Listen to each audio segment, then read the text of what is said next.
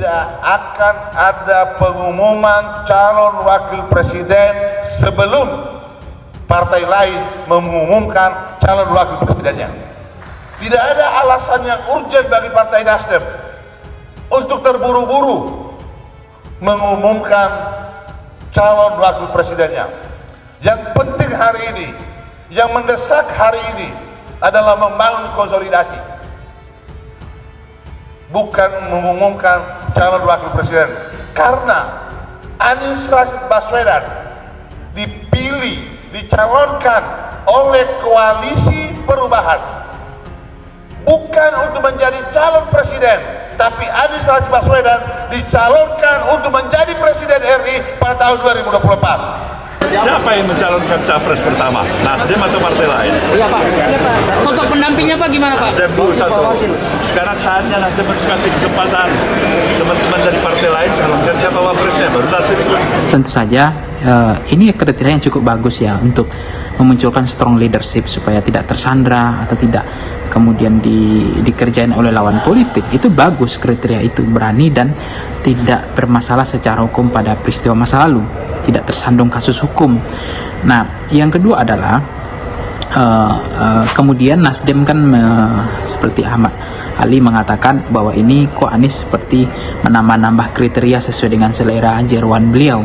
Nah, sebetulnya itu juga nggak ada masalah, tapi menurut saya juga untuk cawapres kan ditentukan sepenuhnya kepada Pak Anies. Walaupun sudah ada 3 kriteria dalam piagam itu misalnya koalisi, tapi tiba-tiba Pak Anies mungkin punya pikiran lain bahwa ada penambahan kriteria.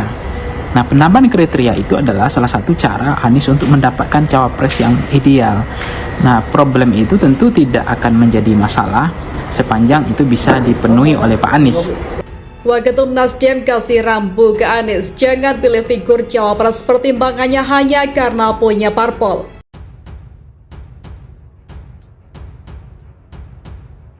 Wakil Ketua Umum DPP Partai Nasdem Ahmad Ali mewanti-wanti bakal calon presiden atau capres dari Koalisi Perubahan dan Persatuan Anies Baswedan untuk meminang bakal calon wakil presiden sesuai dengan kriteria yang sudah ditetapkan.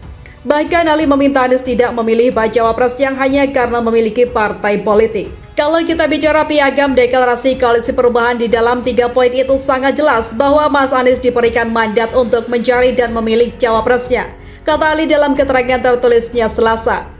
Adapun kriteria yang dimaksud yakni ada 3 poin seperti bisa membantu proses kemenangan, menjaga stabilitas koalisi, dan bisa membantu untuk membuat proses pemerintahan berjalan efektif. Ali menyampaikan figur bacawa pres yang dipilih harus bisa membantu pemenangan Anies. Menurutnya figur bacawa pres ini harus bisa mengisi ruang-ruang kosong di wilayah mana dukungan terhadap Anies yang tidak maksimal. Kemudian menjadikan koalisi stabil tentu tidak boleh standar ganda dan lebih berpihak pada salah satu partai. Ketika Anies sudah memilih si fulan untuk menjadi cawapres, maka Anies harus mampu menjelaskan kepada partai koalisi. Anies harus menjelaskan dengan pendekatan saintifik, indikator-indikator ilmiah, tuturnya. Ia mengatakan alasan tersebut bukan hanya serta-merta untuk mendorong Anies maju di Pilpres 2024 saja. Untuk itu ia tidak menyerahkan Anies memilih figur cawapres yang hanya punya partai politik. Seseorang yang dipilih sebagai cawapres bukan pertimbangannya karena mempunyai partai, bukan pertimbangannya Anies bisa maju saja, ujarnya. Lebih lanjut, Ali menyampaikan kalau sekedar memilih bacawa pres karena berasal dari partai tertentu, jika tidak dipilih ditakutkan nanti partai tersebut bakal menarik diri. Maka itu pengikraran terhadap komitmen koalisi, karena sejak awal koalisi ini sudah disepakati setara, tidak ada ketua kelasnya imbunya.